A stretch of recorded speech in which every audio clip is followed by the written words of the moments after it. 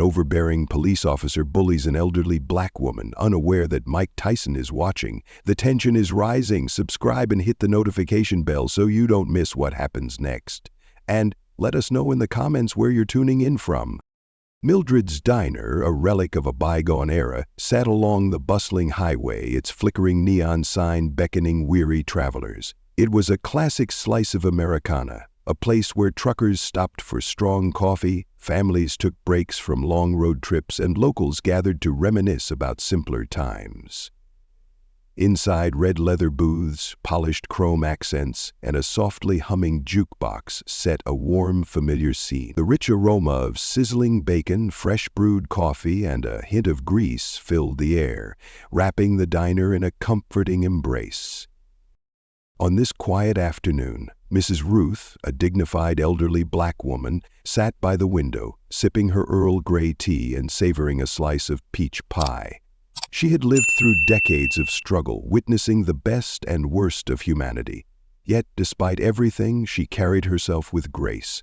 Dressed in a brightly patterned cardigan, her hat tilted just right, she radiated quiet strength. Mildred's Diner was her refuge, a place where she could enjoy a simple pleasure in peace. In a shadowed corner, Mike Tyson, the former heavyweight champion, sat alone, half hidden beneath the hood of his sweatshirt. Dressed in gray sweats, he kept a low profile, hoping to blend in. Still, his presence was undeniable. His size, his aura, the energy he carried. He took a slow bite of his hamburger, soaking in the rare moment of solitude. The diner's warm atmosphere felt like an escape from the constant spotlight. Little did he know that peace was about to be shattered.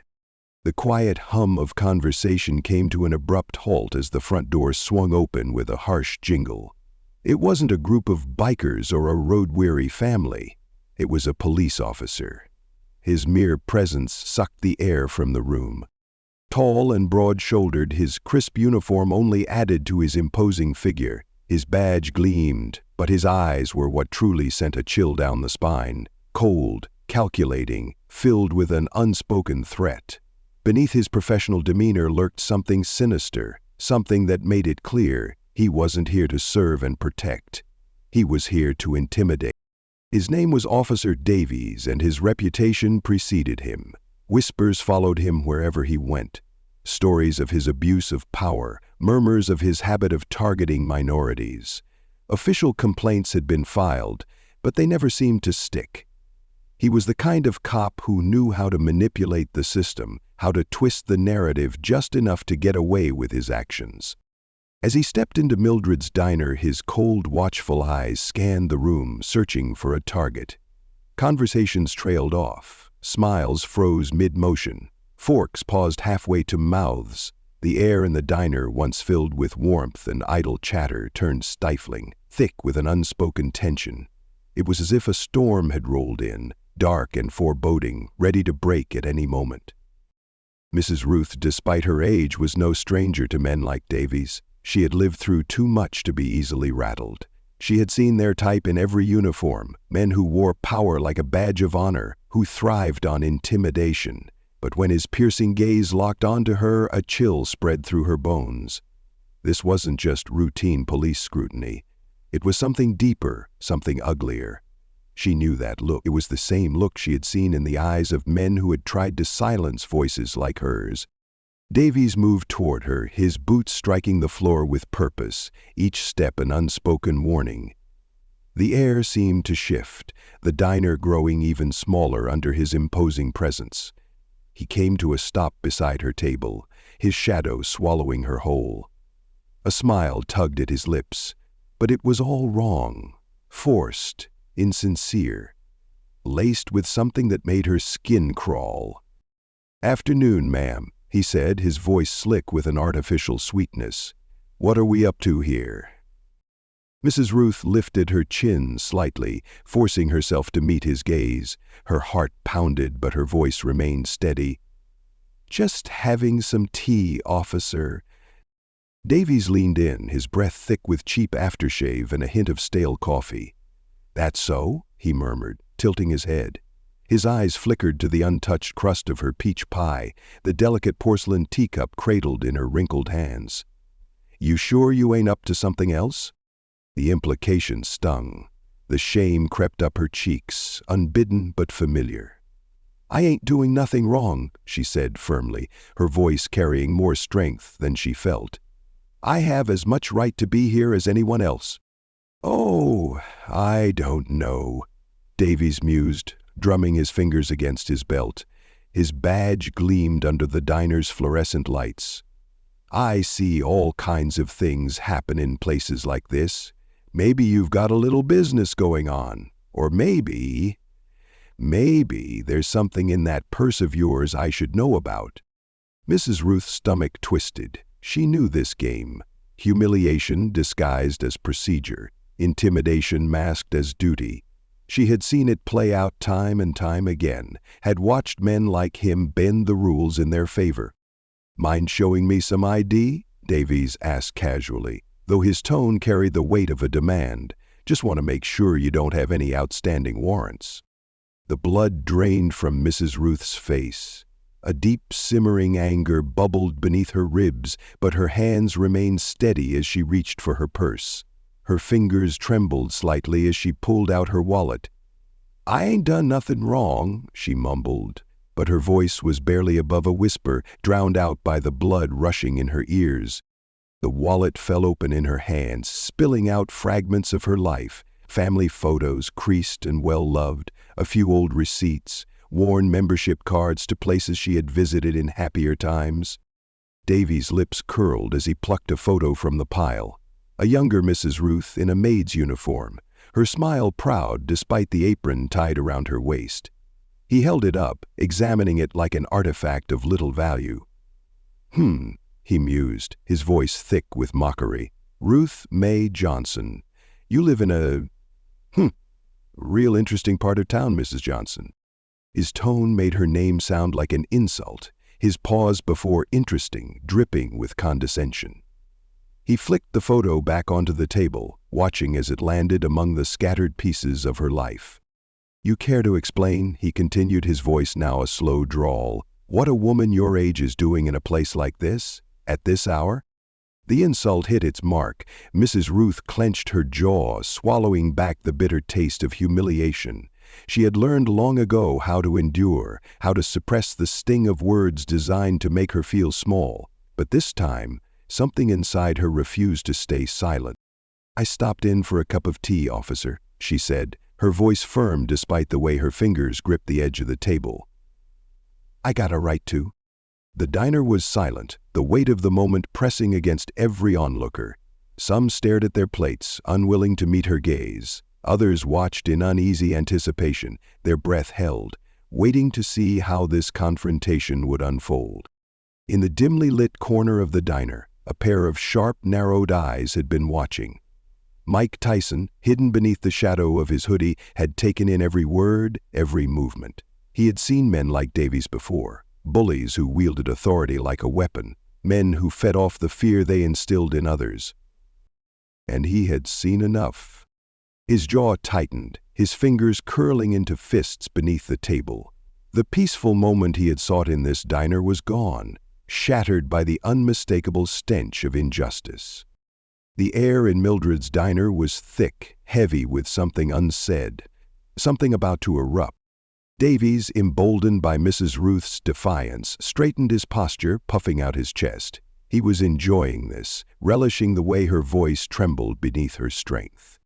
Mike Tyson slowly leaned forward, his hood slipping slightly, his eyes locking on to Davies. The tension in the room tightened, like a drawn bowstring. The officer was about to learn that he had chosen the wrong target. "A right," Davies sneered, tossing her wallet onto the table with a careless flick of his wrist. It landed with a heavy thud, scattering her most treasured belongings across the formica surface. A faded picture of her late husband, a handwritten note from one of her grandchildren, and a lucky dime she had carried for years. Each item was a fragment of her life, a story only she understood, but to Davies, they were nothing more than scraps. "You might think you have rights, but rights come with responsibilities," he continued, his voice dripping with mock authority. "And my responsibility is to make sure everyone in here is on the up and up." He leaned in closer, his breath a vile mix of stale coffee and arrogance. She could smell his self-importance, the overpowering stench of a man who believed he was untouchable, above decency, above the rules meant for everyone else. "Mind showing me your driver's license, registration, and proof of insurance, Mrs. Johnson?" he asked, his smirk widening. The words hit like a slap. Mrs. Ruth's heart clenched. A deep shame settled in her chest, not because she had done anything wrong, but because she knew exactly what he was doing. She didn't own a car. She had never been able to afford one. She had spent decades working hard, cleaning houses for people who never knew her name, saving what little she could, but never enough for luxuries like a vehicle. I don't have those things, officer," she said, the shame creeping into her voice despite her best efforts. I don't drive." Davies threw his head back and laughed, a cruel, hollow sound that shattered what little comfort remained in the diner. His laughter was intrusive, polluting the air, sucking the warmth out of the room. He was enjoying this, her helplessness, her humiliation, the way she shrank under his gaze. "Is that so?" he said, his grin widening. "Then how do I know you ain't transporting some illegal goods? Or maybe you're carrying a concealed weapon?" He tapped a finger against his holster, a clear warning. "Guess we'll just have to find out, won't we?" He lifted a hand, motioning for her to stand. Panic gripped Mrs. Ruth's chest. "A public search, right here, in front of everyone."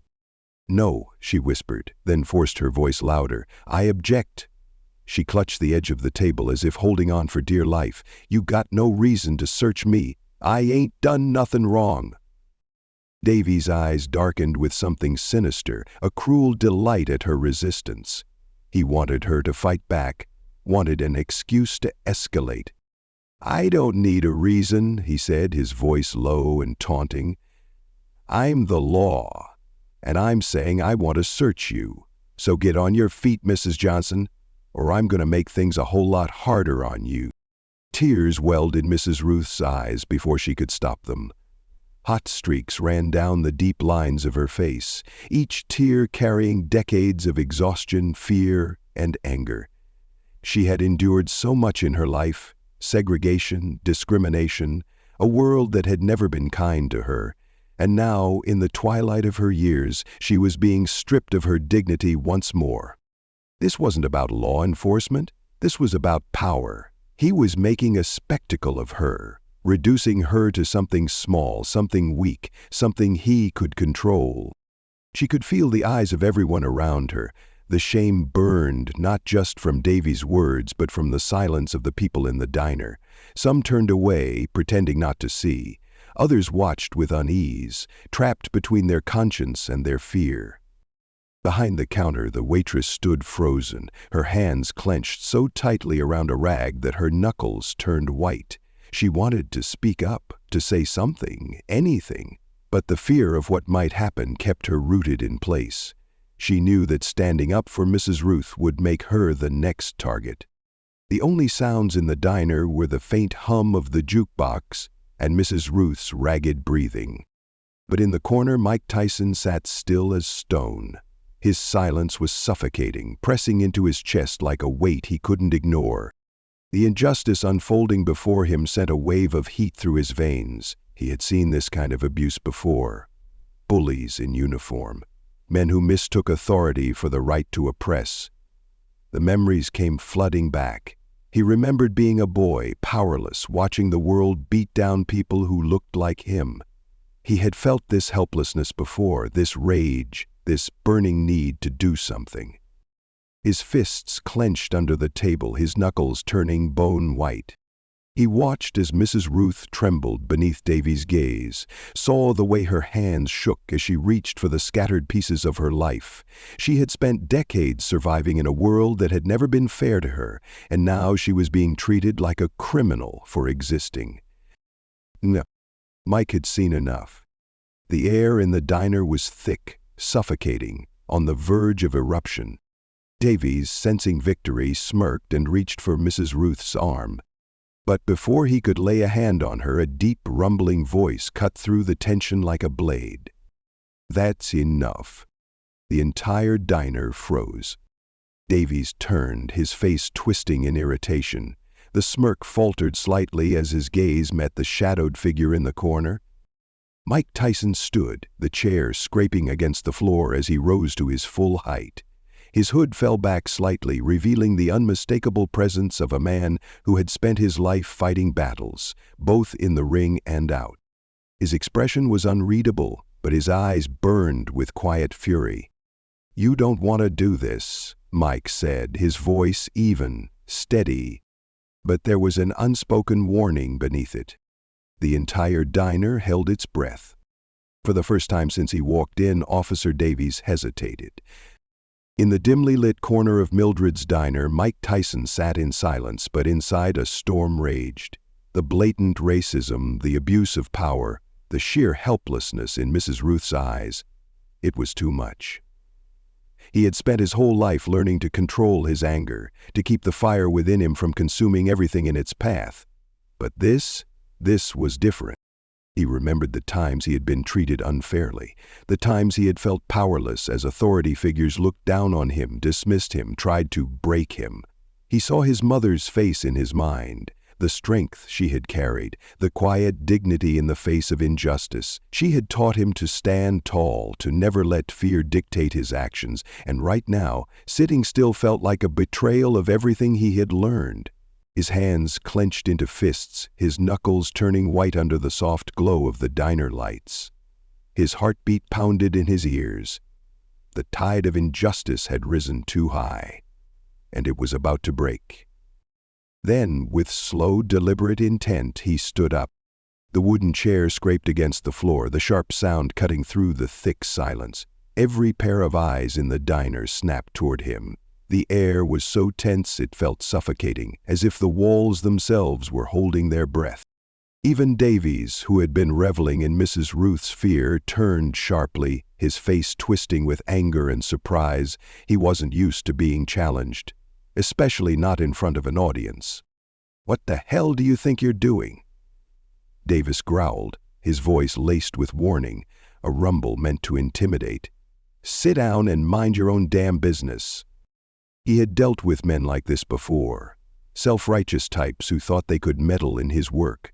Usually a flash of his badge was enough to make them back down, but something about this man felt different. Mike didn't waver. He took a step forward, each movement slow and deliberate, the weight of his presence rippling across the room. The linoleum floor seemed to vibrate beneath his feet. "I think you're harassing her," Mike said, his voice low, steady, ominous, like distant thunder. His eyes burned with a quiet fury, a fire that had been lit long before this moment. "And I think you should leave her alone." Davies sneered, the corner of his mouth twitching with irritation. "Who do you think you are, telling me what to do?" He rested his hand on his nightstick, his fingers twitching as if itching to use it. "I'm a cop, and I'm conducting an investigation. You want me to arrest you for obstructing justice?" Mike's expression didn't change. His voice remained calm, his posture controlled. He didn't need to shout, didn't need to puff out his chest. His very presence radiated something Davies couldn't quite put his finger on. Something dangerous. "I'm not obstructing justice," Mike said evenly.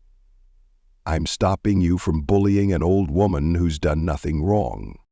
Davies' face darkened, his patience thinning. "She's giving me a hard time," he spat. "She's not cooperating." "She's scared," Mike countered, his voice firm, his eyes unblinking. "She's scared of you." A flicker of uncertainty crossed Davies' face, so fast most wouldn't have caught it.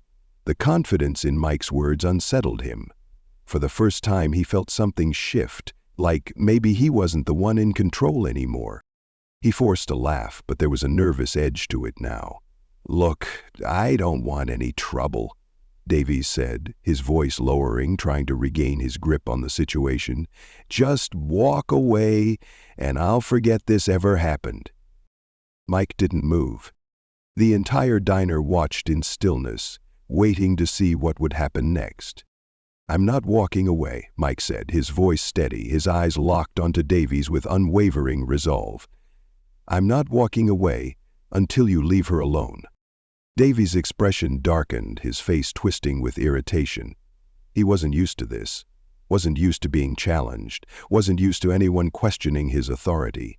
He had spent years wielding his badge like a weapon, bending situations to his will, making people shrink under his glare. The entitlement, the belief that he could act without consequence, had been ingrained in him for too long. "All right," Davies muttered, his fingers flexing, his grip tightening around his nightstick, his knuckles turned white with tension. "So, that's how you want to play it?" His voice carried a thinly veiled threat, his stance shifting. He was ready to teach a lesson, to remind everyone in the diner who held the power. Then, in one swift, practiced motion, he pulled his nightstick from his belt and swung. This wasn't about restraint, wasn't about enforcing the law. This was a display of dominance, a strike meant to cripple, to hurt. He aimed high for Mike's head, an attack designed to break bone, to send a message. But Mike was faster. Years of training, of instinct honed in the ring, took over. He moved without thinking, his body reacting before his mind had fully processed the attack. He ducked, the nightstick slicing through the air above him, whistling past where his head had been just a heartbeat before. He could feel the wind from the strike, the force behind it, the intent. His eyes locked onto Davies, cold and unforgiving. Before the officer could recover, before he could bring the nightstick around for another swing, Mike acted. He stepped in, closing the distance with startling speed, and seized Davis's wrist. His grip was like iron, clamping down with crushing force. Davies let out a strangled yelp, pain flaring up his arm as the bones in his wrist compressed under Mike's grip. His fingers twitched involuntarily, his control over the nightstick slipping. He tried to pull away, to shake loose, but it was no use. He was trapped. Mike wrenched the weapon from Davies's grasp with ease, stripping him of his so-called authority in an instant. He held the nightstick for a moment, feeling its weight, its potential for harm. His grip tightened around it as he considered all the ways this situation could end. Then, with a look of pure disgust, he hurled it across the room. The nightstick crashed into a stack of plates behind the counter, shattering them into 1,000 pieces. The sound ripped through the diner, the sharp, brittle explosion of breaking china making people flinch. Davies' breath came in short, panicked gasps. His face had paled, his confidence shattered. He had never felt so small, so powerless. His hands trembled at his sides, his eyes darting between Mike and the scattered remains of his nightstick. Mike took a step closer, his presence suffocating, overwhelming. "I told you to leave her alone," Mike growled, his voice carrying the weight of unrestrained fury. His patience, his restraint, had reached its limit. "Didn't you hear me?" Davies took a step back, his boots scraping against the floor. For the first time in his career, fear seeped into his bones, tangible and cold. He had underestimated the man before him. He had assumed his badge was a shield that no one would dare push back. But Mike wasn't like the others. Okay, Davies stammered, his voice losing its edge, now trembling with uncertainty. "I'll leave her alone, just don't hurt me." Mike didn't move. His gaze flicked to Mrs. Ruth, still seated at her table, her hands trembling, her eyes glistening with unshed tears. He could see the weight of humiliation on her face, the way she was trying to hold herself together despite the storm raging inside her. The injustice of it all struck him like a punch to the gut. Letting Davies walk away wasn't enough. Mike turned back to the officer, his stare cutting through him like a blade. His expression was unreadable, but there was something in his eyes, something chilling, final. "You know what?" Mike said, his voice now a low, ominous rumble. "I think you need a lesson." Before Davies could react, before another breath could be drawn, Mike struck. The punch was precise, devastating, an explosion of controlled force, honed by years of discipline. It wasn't wild rage, wasn't blind fury. It was calculated. delivered with the precision of a man who had spent a lifetime perfecting his craft. Davies barely had time to register what was happening before Mike's fist met his face. The impact was immediate, brutal. His cheekbones shattered, the cartilage in his nose collapsing under the force of the blow. The pain was blinding, searing through his skull, a white-hot agony that robbed him of all sense. His body crumpled. Like a puppet with its strings cut, he collapsed to the floor, limbs limp, consciousness slipping. Blood pooled beneath his head, the deep crimson stark against the dull linoleum. The diner was silent. No one moved. No one breathed. The only sound was the faint hum of the jukebox, still playing its forgotten tune. The diner was eerily silent, broken only by Mike's ragged breathing and the faint crackle of the jukebox still playing a forgotten tune. Every pair of eyes in the room was locked onto the motionless figure of Officer Davies, sprawled out on the floor. The reality of what had just happened hadn't fully sunk in yet. Shock hung thick in the air, an invisible weight pressing down on everyone. Then a single clap echoed through the silence. It was hesitant at first, unsure. But then another followed, and another. Slowly the sound of applause spread through the diner like wildfire. People stood to their feet, clapping, cheering, their voices swelling in admiration. A collective relief washed over the room. Someone had finally stood up against injustice, and they had just witnessed it firsthand. Mike stood there, chest rising and falling, his body still humming with adrenaline. He wasn't looking for gratitude or recognition, but he felt the shift in the room. The people, the energy, the silent nods of appreciation. It all meant something. His gaze shifted to Mrs. Ruth. She was still seated at her table, her hands trembling as she wiped away the last traces of tears. Mike gave her a small, reassuring smile, a silent promise that everything was going to be all right. Then, without another word, he turned and walked out of the diner, leaving the chaos and awe behind him. As he stepped outside, the cold night air hit him like a splash of water, starkly contrasting the tension-filled heat of the diner.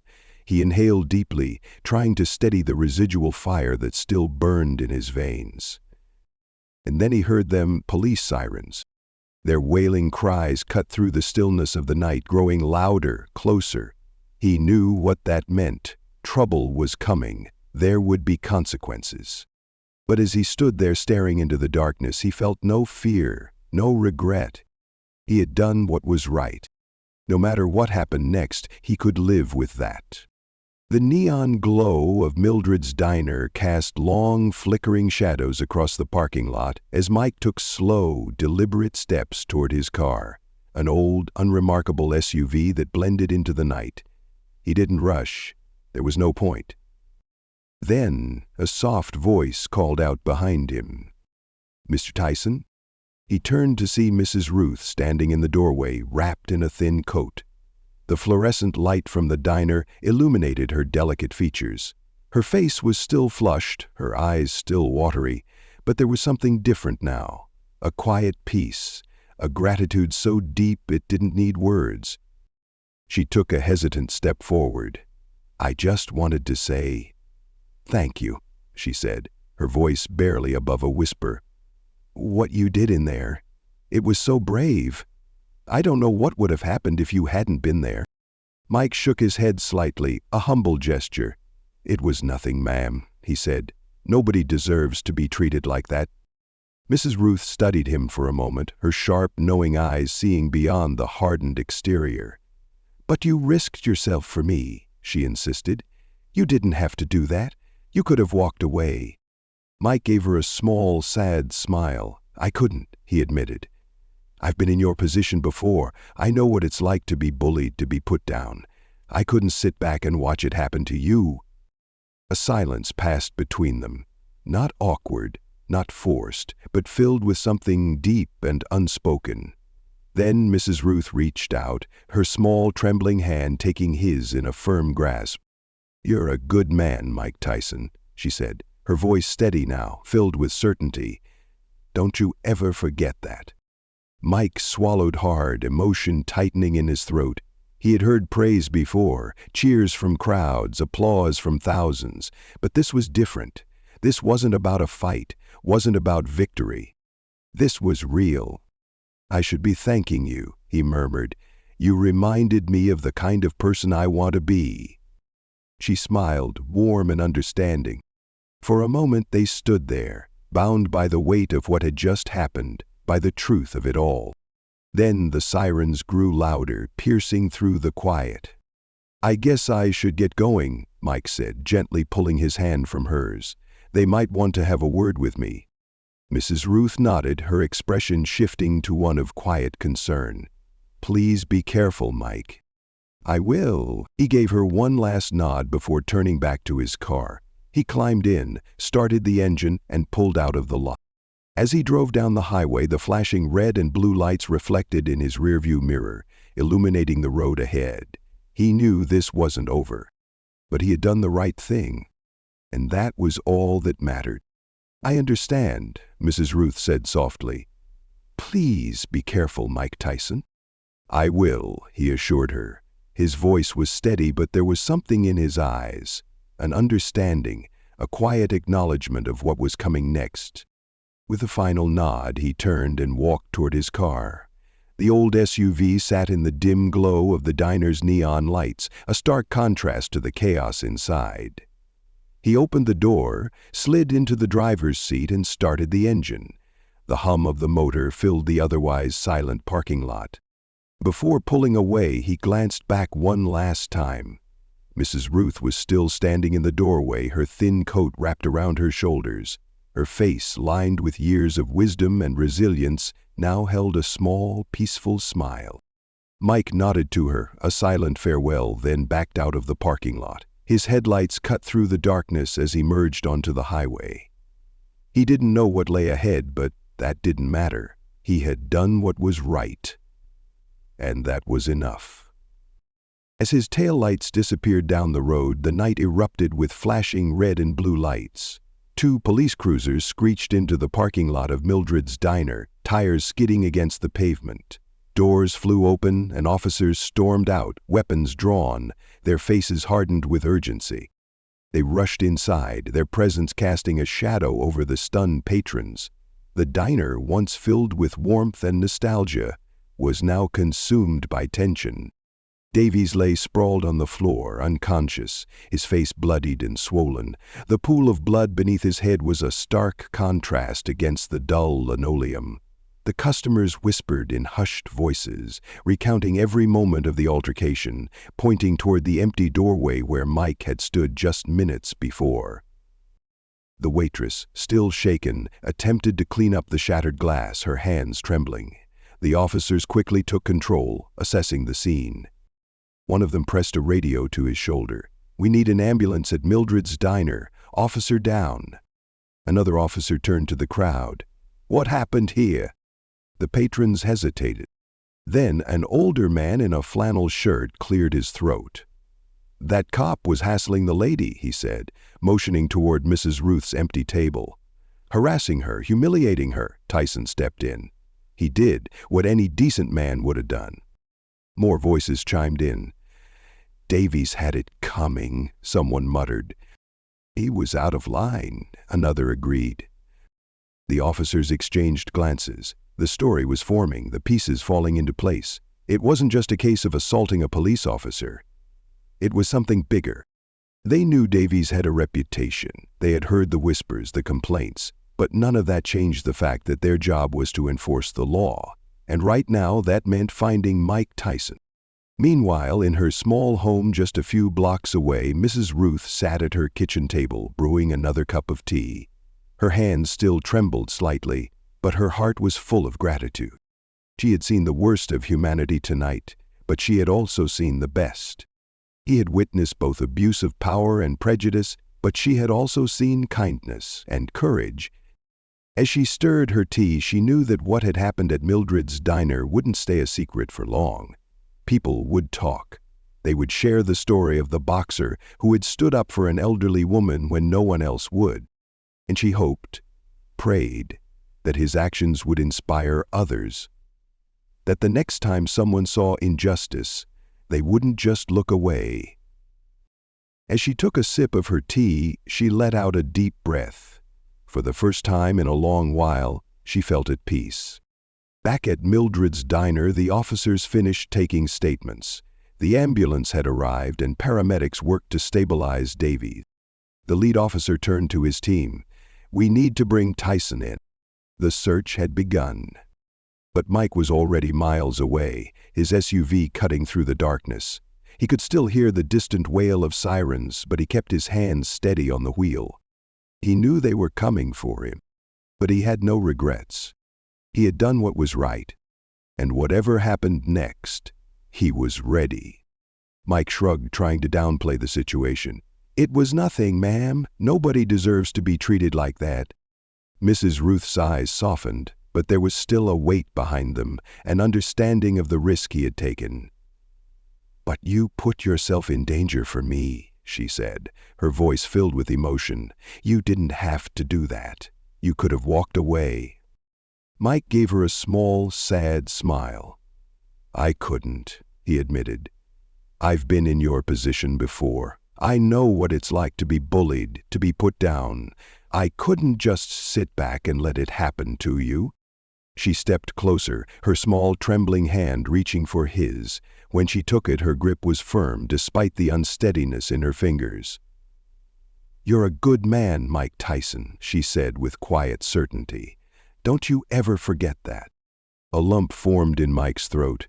He had heard cheers, received awards, and had fans shower him with admiration, but nothing had ever felt quite like this.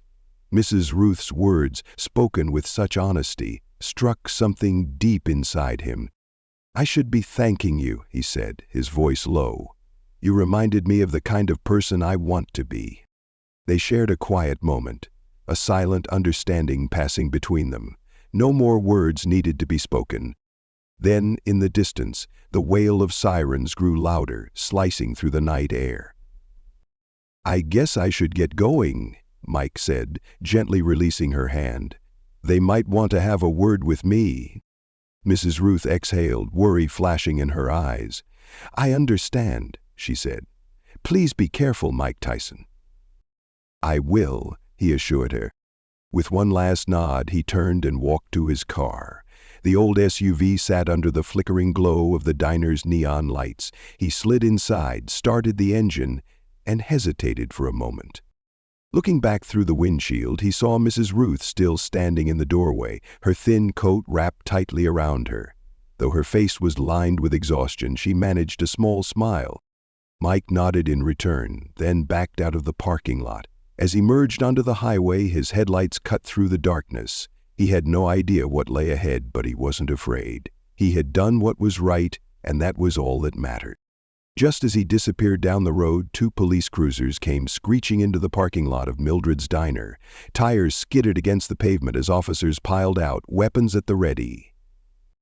A tall, imposing detective stepped forward, his face hard with determination. "We've got an officer down," he barked. "Find whoever did this." The officers stormed into the diner, the tense atmosphere thickening with their arrival. Inside, chaos still lingered. Davies lay motionless on the floor, a pool of blood beneath his head. The patrons whispered among themselves, pointing toward the doorway where Mike had stood just moments earlier. The waitress, her hands still shaking, tried to clean up the broken glass, struggling to restore some semblance of order. The officers took immediate control, calling for an ambulance before questioning the witnesses. It didn't take long for them to piece together what had happened. They learned about Mike Tyson, they heard about his fury, his protective stance, and the devastating punch that had sent Davies crashing to the floor. As they gathered statements, the truth became clearer. Davies had overstepped his bounds. He had targeted Mrs. Ruth because of her race. He had abused his authority. And Mike Tyson had stepped in to stop him. Still, the officers had a job to do. Regardless of the circumstances, one fact remained. A man had struck a police officer, and now they had to bring him in. Detective Harris listened intently as witnesses recounted the events of the night. With each testimony, his expression grew more serious. He didn't condone assaulting a police officer, but the more he heard, the harder it became to ignore the truth. Officer Davies had overstepped his bounds. After concluding the interviews, Harris gathered his team. "I want Tyson brought in," he ordered, "but I also want a full investigation into Davies' actions. We're not going to cover for a bad cop. If he's guilty of something, he'll be held accountable." The next morning, Mike Tyson voluntarily turned himself in. He was arrested and charged with assaulting a police officer. As soon as the news broke, the public response was explosive. Some called him a hero, a man who had defended the defenseless and taken a stand against injustice. Others criticized him, labeling him a vigilante who had taken the law into his own hands. The case went to trial, drawing national attention. Cameras flashed as crowds gathered outside the courthouse, eager to witness what many considered a defining moment in the fight against police misconduct. Mrs. Ruth took the stand in Mike Tyson's defense, her voice steady as she recounted how Davies had humiliated and harassed her, how he had abused his authority with no justification. She described the fear she had felt, the powerlessness, until Mike had stepped in. Other witnesses corroborated her account, testifying to Davies' aggressive and discriminatory behavior. The jury listened carefully, taking in every detail. When Mike took the stand, he didn't deny what had happened. He admitted to punching Davies, but maintained that it had been an act of self-defense, both for himself and for Mrs. Ruth. He had seen injustice and had acted to stop it. The jury deliberated for hours, the tension palpable. Then, finally, they returned with their verdict. Not guilty. The courtroom erupted in cheers. People stood, clapping and shouting, relief and joy filling the air. Mike Tyson exhaled, a humble, sincere smile breaking across his face. He had been vindicated. Justice had prevailed. Outside the courthouse, reporters swarmed as he stepped up to a podium. "I just want to thank the jury for making the right decision," he said. "And I want to thank Mrs. Ruth for her courage. I hope this sends a message that no one is above the law, not even those who wear a badge." The case had a lasting impact. Officer Davies was fired, and his past complaints were reviewed, exposing a pattern of misconduct. The police department implemented new policies to address abusive power and racial profiling. As for Mrs. Ruth, her life was forever changed. She became a voice for justice, using her story to inspire others to stand up against oppression. And whenever she stopped by Mildred's diner, she always took a moment to reflect on that night. The night one man's courage had reminded her that kindness and integrity still had a place in the world. You believe Mike did the right thing? How would you have reacted in his place? Share your opinion in the comments and spread this story to inspire others. If you enjoy powerful stories that make you think and feel, don't forget to subscribe for more.